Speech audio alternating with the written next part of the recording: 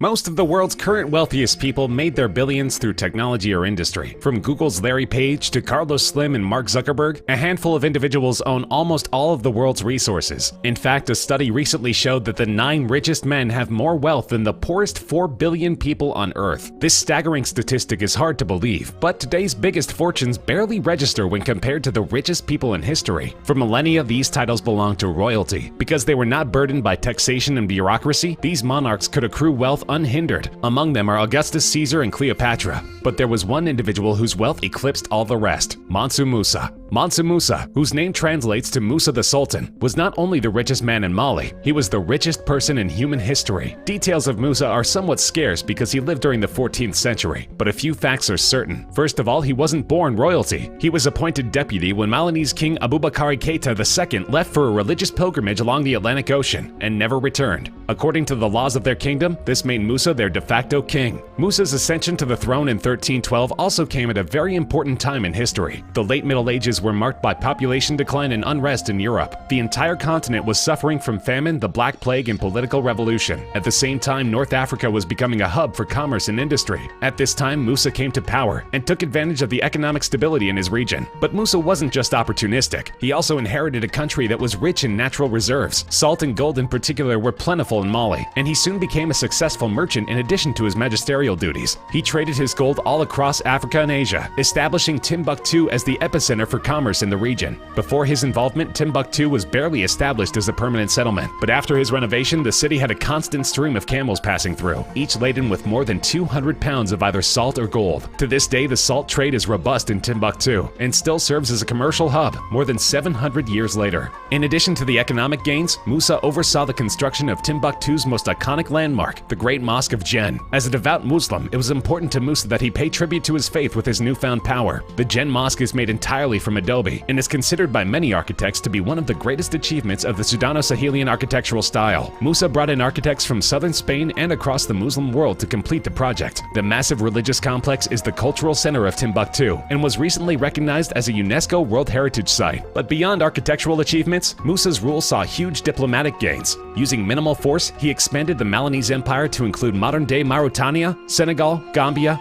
Guinea, Burkina Faso, Mali, Niger, Nigeria, and Chad. This is a particularly epic feat given that Musa only ruled for 25 years. In that time, his empire more than tripled. Many of the territories joined Mali willingly because of the relatively high quality of life afforded to its citizens. Though Musa was certainly not altruistic, the wealth of his empire had a positive effect on the economic standing of his subjects. But when push came to shove, Musa was not afraid to use force. His fortune afforded him a massive and well-equipped military, which he used on numerous occasions, ultimately conquering 24 major cities in his lifetime. Musa never lost a battle in his life, which caused both Mali and his fortune to multiply. Clearly, Mansa Musa had an incredible fortune, but it wasn't until 1324 that the world learned exactly how opulent he was. As a Muslim, he was obligated to take place in the Hajj, or pilgrimage to Mecca, in present-day Saudi Arabia. The Quran states that all able-bodied practitioners of Islam should visit the holy site at least once in their lifetime. Though it was treacherous to travel such a long journey in the 1300s, Musa was determined to make the 4,000-mile journey. As you can imagine, Musa didn't travel alone. He arranged for the most impressive caravan in human history to accompany him on his journey. Musa made his pilgrimage between 1324 and 1325. His procession reportedly included 60,000 men, all wearing brocade and Persian silk, including 12,000 slaves, who each carried 4 pounds of gold bars, and heralds dressed in silks who bore gold staffs, organized horses, and handled bags. Musa provided all necessities for the procession, feeding the entire company of men and animals. Those animals included 80 camels, which each carried 50 to 300 pounds of gold dust. Musa gave the gold to the poor he met along his route. Musa not only gave to the cities he passed on the way to Mecca, including Cairo and Medina, but also traded gold for souvenirs. It was reported that he built a mosque every Friday.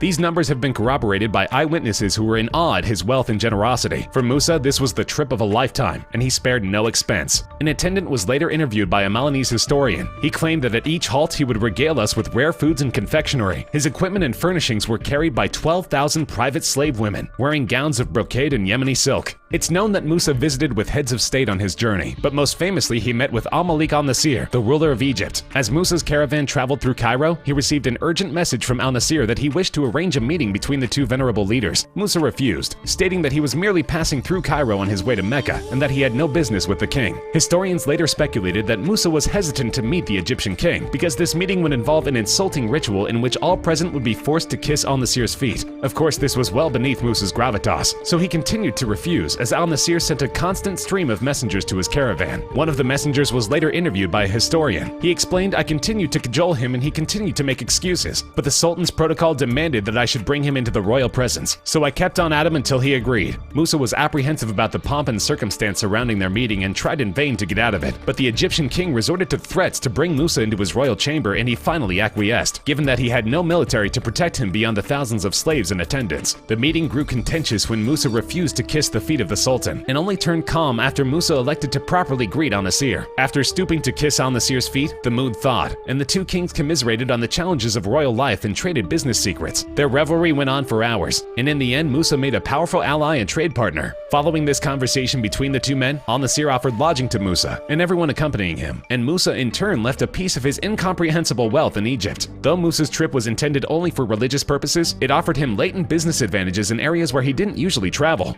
Musa spread gold throughout his journey as a gift to the poor and those who accommodated him, and gave a highly concentrated amount during his stay in Cairo. However, Musa's generous actions inadvertently devastated the economies of the regions through which he passed. In the cities of Cairo, Medina, and Mecca, the sudden influx of gold devalued the metal for the next decade. Prices on goods and wares greatly inflated. To rectify the gold market, on his way back from Mecca, Musa borrowed all the gold he could carry from moneylenders in Cairo at high interest. This is the only time recorded in history that one man directly controlled the price of gold in the Mediterranean. Upon reaching Mecca, Musa was singularly focused on his religious faith. While his attendants and slaves continued to distribute his wealth, he spent weeks in prayer and formal ceremonies across the city. This part of his life is marked by discipline rather than excess. During his long return journey from Mecca in 1325, Musa heard news that his army had recaptured the strategically important city of Gao. The city had been within the empire since before Musa's predecessor's reign and was an important, though often rebellious, trading center. Musa made a detour and visited the city, where he received as hostages the two sons of the Gao king, Ali Kolan and Soliman Nar. He returned to Niani with the two boys and later educated them at his court. When Mansa Musa returned, he brought back many Arabian scholars and architects. The conquering of Gao was seemingly effortless for Musa, but it helped cement his reputation as fearless and invincible leader. And Musa's legacy continued as he began to focus on education. Upon his return, the University of Sankore in Timbuktu was restaffed with jurists, astronomers, and mathematicians. The university became a center of learning and culture, drawing Muslim scholars from around Africa and the Middle East to Timbuktu.